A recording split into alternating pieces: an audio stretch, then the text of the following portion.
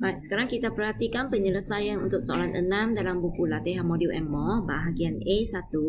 Diberi laju purata bagi perjalanan dari P ke Q ialah 50 km sejam, tentukan nilai K. Jadi kamu rujuk kepada peringkat P ke Q, ya. Okey, jadi untuk hitungkan laju, kita ambil rumus laju sama dengan jarak per masa. Okey, baik. Jadi jarak yang lalui ialah dari sini. Kalau kamu perhatikan ialah kita ambil yang atas tolak yang bawah. 80 tolak K. Okey, masa dia di sini iaitu 27 minit. Jadi maksudnya kamu boleh tulis sebagai 80 tolak K per dengan 27 per 60 sama dengan 50, ya. Okey. Jadi mengapa kita tukar kepada 27 per 60? Sebab kita nak tukar unit dari minit kepada jam. Okey, sebab 50 di sini ialah dalam unit kilometer sejam, ya. Okey, jadi dari sini baru kita selesaikan. Maka 80 tolak K sama dengan 50 darab dengan 27 per 60 darab silang. Jadi dapatlah 22.5. Okey. Jadi K sama dengan 80 tolak 22.5. So jawapannya ialah 57.5 dalam unit kilometer. Okey, untuk bahagian 2 nak hitung jarak antara P dengan Q. Jadi kita baca pada paksi jarak. Pada titik P dan Q, kita tengok kepada bacaan mereka pada bahagian paksi jarak, iaitu 80 tolak dengan K, ya. Jadi jaraknya sama dengan 80 tolak 57.5. Jadi dapatlah 22.5 km.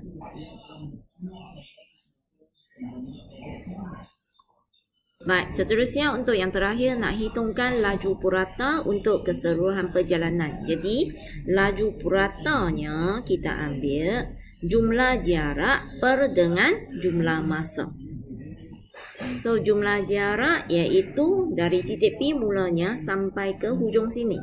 So kamu perhatikan jaraknya dari 80 turun ke 0 iaitu 80 km. Per dengan masa dia iaitu 120 minit iaitu bersamaan dengan 2 jam. Jadi dapatlah 40 km sejam. Okey, untuk soalan yang seterusnya, soalan B, kalau kamu perhatikan ini menunjukkan graf jarak masa yang menunjukkan perjalanan antara Kuala Lumpur dengan Tanjung Malim.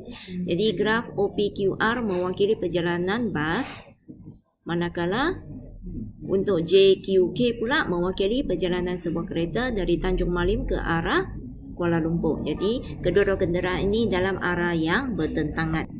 Sekarang kita perhatikan bahagian 1, nak cari jarak dalam kilometer dari Tanjung Malim apabila dua kenderaan tersebut bertemu. Jadi untuk soalan ini terdapat sedikit kesilapan dari segi graf.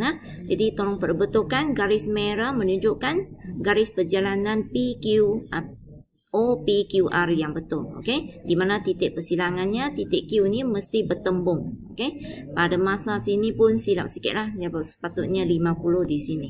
Ini baru 50, ya. Ini bukan. Okey, baik. Jadi untuk jaraknya iaitu kita ambil 120 kilometer tolak dengan 80. Ya, tempat pertembungan di sini. Yang cikgu tanda dengan titik biru itu. Okey. Baik. Jadi jawapannya 40 km. Seterusnya untuk yang kedua, jika kadar perubahan jarak OP dan QR adalah sama, hitungkan nilai T. Maknanya kedua-dua garis OP dan QR adalah mempunyai laju yang sama. Jadi kita guna rumus perhitungan laju iaitu jarak bahagi dengan masa. Jadi untuk peringkat OP, jaraknya secara mencancang ialah 80 km. Baca pada paksi mencancang. Okey, bahagi dengan masanya iaitu 40 minit ya.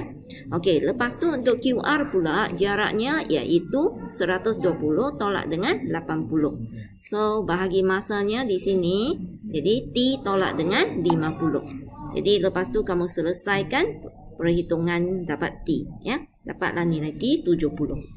Untuk yang ketiga, kereta tersebut sampai ke destinasinya 10 minit lebih awal banding dengan bas. Hitung laju purata kereta itu. Jadi tadi dari bahagian kedua kita dah hitung bahawa masa yang diambil oleh bas untuk sampai destinasinya ialah selama 70 minit. Jadi kalau masa kereta kurang sebanyak 10 minit. So maksudnya 60 minit. Okey, maka laju puratanya kita ambil jaraknya antara Kuala Lumpur dengan Tanjung Malim ialah 100 km bahagi dengan masanya 1 jam. Jadi dapatlah 120 km sejam.